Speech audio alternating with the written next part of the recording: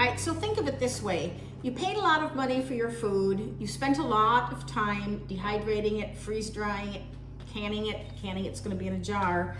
So you really want a quality bag to store your food long term. You also want something that's food safe. In other words, you want to know what's touching your food. So personally, I prefer something that's made in the USA. I think the quality is better. I've been using these for a couple of years, and they come in sizes as small as pint size all the way up to I think about a 5-gallon or maybe even a 10-gallon size. I'll have a link below if you're interested in those.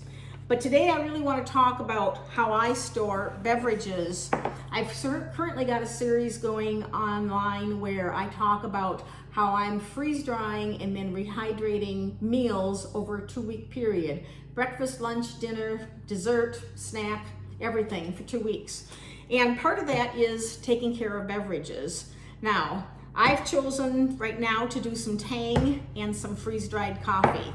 You can freeze-dry beverages, and that works fine. The issue for me is that it takes a long time to do that, and I'd have to do multiple trays to get enough to really store. So Tang normally is not something we're going to have in our family. It's super high in sugar, I know that. But again, we're looking at something that is short term for maybe an emergency or for backpacking or camping or something along that line. Same with the coffee. Sometimes it's just not convenient to have a coffee pot to take it with you if you're camping or if you're going to be in a hotel room. Lots of them have coffee pots, but not all of them. This is actually freeze-dried coffee, and it's tasty, and I'll talk about how I'm going to store both of these things. So what I did, and I use this to go ahead and pack most of my dehydrated and my freeze-dried food. I bought this contraption online. I'll put a link on this. Was not meant for food in any way, shape, or form, but it works. Then I bought a great big funnel. This works for canning, this works for my dehydrated food, and I can dump a whole tray in here from my freeze dryer and get food into my package. I also bought a couple of funnels online at Walmart, I think it was. I think I got 2 funnels for less than $1. This is the one I want to use today, and I'm just going to put it in there because it's going to hold the beverages really nicely. From the same manufacturer that I get my Mylar bags in, I have some freeze pop bags. And these freeze pop bags are not meant to be for long-term storage in and of themselves, but will work really well for what I want to do. So what I've decided to do is make individual servings of Tang. Tang comes in a lot of different flavors, and you could use just about any powdered beverage you wanted. If you wanted to store a package of Kool-Aid, you could do that, although I would argue the Kool-Aid package you could actually just store in Mylar, and I'll talk about that in a bit. So I have here an impress sealer, which anytime you buy a freeze dryer, you're probably going to get one of these. But if you don't have a freeze dryer or you don't have one of these, a curling iron works just as well. One of the secrets to sealing your bags or your Mylar is however many mils it is usually going to be the setting that you're going to use on your impress sealer. So these are, I think, somewhere between 3 and 4 mil bags. And what I'm going to do is I'm going to feel them, and I'm going to feel half of them at a time.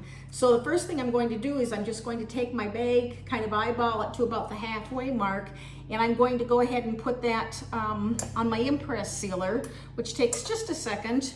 And I know you probably might not be able to see it, but I have the seal there. I did it that way because then I don't have all of the powder falling down to the bottom, and I'll be able to do a second one. So I'm simply going to open up my bag, and I'm going to go ahead and insert that into the funnel that I have here. Now, again, Tang, sugar, I know, but this is short term. So for a 12-ounce serving, it's 1 scoop. So I put that in there like so. And find out that that's probably not going to be enough room. So we're going to try that again, and we're going to have to go all the way down to the halfway mark, the total halfway mark, and I need to get the halfway point. Live television does this kind of thing to you, right? All right, so we're going to go down to the halfway mark here, and I'm going to go ahead and I'm going to make a seal just above that because remember, I'm going to cut this. Now, this is for a 12-ounce serving. I could make an 8-ounce serving and use 2/3 of a scoop, and that would be fine too. So I'm just going to go ahead and I'm going to put my bag in there. I'm going to go ahead and take a scoop of the Tang, I'm going to put that in there and drop that down. And just like that, I have my tang in here. And again, I'm going to go ahead and use my Impearl sealer. And I'm going to seal, the light comes off, and I have it sealed, okay? Now, what I want to do is I want to cut this and make a second one, a second seal. But again, I have the bottom of the bag here, so I just want to cut above this, like so, above that seal. And I have my individual serving of tang here. And I'll end up writing on this, and I'll explain how I'm going to store these in a moment. Now, what did I just do with my partial bag here? And they're clear, you can't always see them. So again, I'm just going to open it up. Now I have the bottom of the bag. I'm going to put that into my funnel, and I'm going to scoop another scoop of tang in there. Fill that up like so. And I don't have it exactly even, so this one looks a little bit fuller. Just kind of take your finger and wipe the dust off of there. And you're just going to go ahead again and put a seal in there. And the seal, of course, you want to make sure is straight. And because that's a little powdery, I'm actually going to do a second one. Once your light comes off, and again, everything's sealed. So what I have is I have individual servings of tang. I can do this with most any beverage that I want to do this with. The thing about something that's high in sugar is typically when you store your food long term, you're going to put in a oxygen absorber. But with something like this, sugar typically with an oxygen absorber will get really hard. And if I did that, this would probably get really hard. That might work fine if I'm going to dissolve it in hot water, but not so much in cold water, and I probably would want to drink this cold.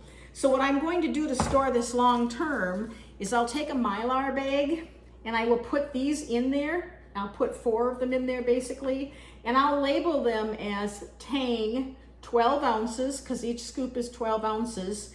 But I'm also going to put a desiccant in there, which absorbs moisture, even though moisture shouldn't get in there, just to protect these a little bit more. Now, these technically plastic, because there's about 3.5, 4 mils, these are not going to be good long-term storage by themselves, and that's why I want to protect them long-term with Mylar. And that's also why I will use a desiccant in there, because I know that these won't get hard.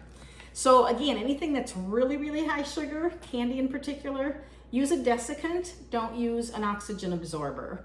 So that is plain and simple, and that is how I'm taking care of my beverages, my tang example there.